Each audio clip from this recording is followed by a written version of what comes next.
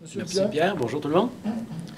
Alors je vais faire un historique et je vais vous donner un point de vue du côté gestionnaire de l'entrée de Moodle. Ça va être un peu différent, on va avoir beaucoup de points de vue, je dirais, pédagogiques. Mais là, j'ai dit, je vais emmener mon point de vue gestionnaire, ça va faire une différence. Côté historique, on a commencé en janvier 2010 l'implantation de Moodle au Collège Antique. C'est arrivé à la demande d'enseignants du collège qui voulaient évaluer cette nouvelle tendance, en fait, de plateforme d'apprentissage en ligne. Donc, à cette époque, le collège utilisait WebCity, qui était une autre plateforme qui était très dispendieuse. Et le collège avait décidé de ne pas renouveler l'entente au 30 juin 2010. Donc, ça nous donnait 6 mois pour se retourner puis remplacer WebCity. Donc, on démarre, on installe sur un serveur virtuel, là, je vais aller un peu technique, là, sur un serveur CentOS, sur une plateforme VMware, et on a une instance de Moodle 1.9. Donc, c'était une petite installation. On a commencé une expérimentation avec 50 utilisateurs, et ça a commencé de façon indépendante. Rendu en mai 2010, toujours sur le même serveur virtuel, l'expérimentation s'agrandit et on rejoint près de 450 utilisateurs. Le site fonctionne bien, les utilisateurs se créent eux-mêmes des comptes, mais c'est une gestion, je dirais, plus manuelle. À cette époque-là, on a rencontré les gens de Dawson et ici les gens de Maisonneuve qui, on avait entendu parler, avaient développé ce qu'on a parlé tantôt, le Admin Cégep, qui est un module d'interfaçage avec les systèmes de gestion pour faire la création automatique des comptes et des utilisateurs et des cours. Donc, en discutant avec eux, ils sont intéressés, ils sont très ouverts, je les remercie également beaucoup. Et en même temps, nous, on n'était pas équipés à l'interne pour faire une installation nous-mêmes de cet outil-là. Donc, on a cherché pour avoir une firme qui nous accompagnerait dans cette implantation-là.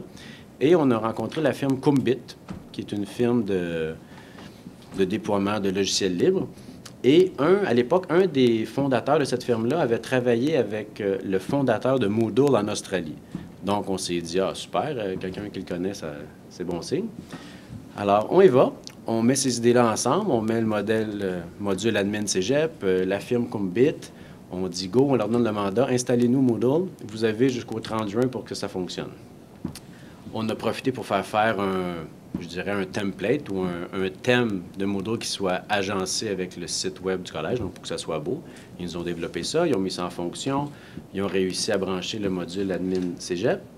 Tout est beau, on part. Juillet 2010, coupure des services WebCity, Moodle est lancé officiellement. Pendant cette même période-là, qu'il y avait je dirais, une portion très technique de mise en fonction, développement, il y avait toute la fonction, je dirais la portion formation qui a été réalisée par Anne-Gaëlle Labib, qui est ici présente auprès des enseignants. Et je vous dirais, c'est peut-être la portion la plus importante, parce que lorsqu'on transige ou qu'on transfère de système, c'est l'appropriation du nouvel outil par les usagers qui est super important. Donc, Anne-Gaëlle s'est chargée de ça. Ça fonctionne bien. On est toujours sur une plateforme virtuelle. On atteint rapidement 2500 utilisateurs. Et avec ce volume-là d'utilisateurs, on se rend compte que notre installation virtuelle commence à avoir des signes de ralentissement. Donc, on a des problèmes de performance, même des problèmes différents, bizarres, de désinscription automatique d'étudiants. Ça ne va pas très bien. Donc, vu qu'on a pris la décision et qu'on ne veut pas tourner de bord, on décide d'investir et on achète un serveur physique qu'on dédie à la solution pour vraiment donner du oomph. Et là, on est allé avec Red Hat Linux Entreprise, donc qui est une solution plus robuste. Et suite à ça, on a eu une grande stabilité et la performance sont maintenant au rendez-vous.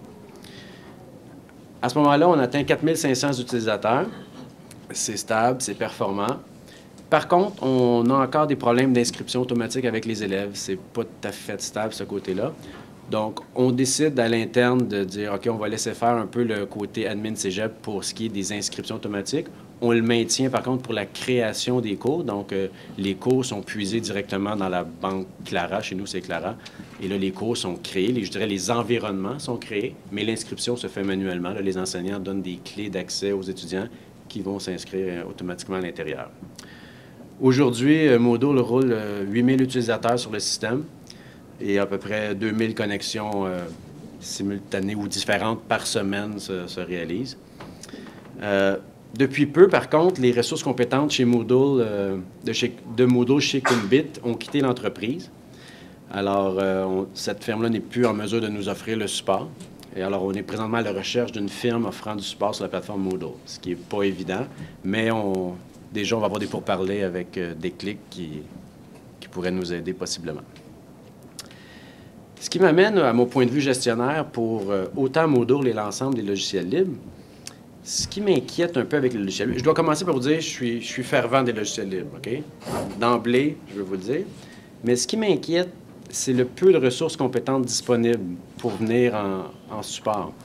Et quand on arrive à en trouver, bien, comme ils savent qu'ils sont peu nombreuses, l'offre et la demande étant ce qu'elle est, sont dispendieuses.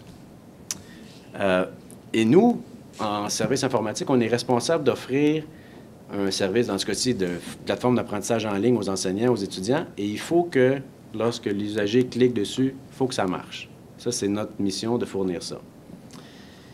Et ce que je dois dire, c'est que si on veut choisir, je suis très pour les logiciels libres, mais si on veut choisir, j'ai de la difficulté avec l'argument qui dit le logiciel libre est moins cher que le logiciel propriétaire. Parce que ça ne tient pas la route. J'ai des exemples de logiciels qu'on a choisis au niveau collégial qui sont des logiciels libres et en bout de ligne, ça coûte plus cher que de prendre un logiciel propriétaire. Ou par contre, je suis très d'accord, c'est si on fait la démonstration que le logiciel est plus adéquat, plus user-friendly, où les fonctionnalités sont meilleures, alors là, j'ai aucun problème d'aller avec le logiciel libre. Donc, basé uniquement sur le coût, j'y crois pas. Par contre, basé sur l'utilisation et aussi la grande communauté d'utilisateurs qui est associée au logiciel qui permet un développement plus rapide. Ça, c'est d'après moi le plus grand avantage des logiciels libres. Ceci étant dit, je n'arrêterai pas d'utiliser des logiciels libres et ni d'en installer, mais comme je vous dis, pour des raisons de qualité de logiciel et non pour des raisons économiques. Puis, ben c'est ça.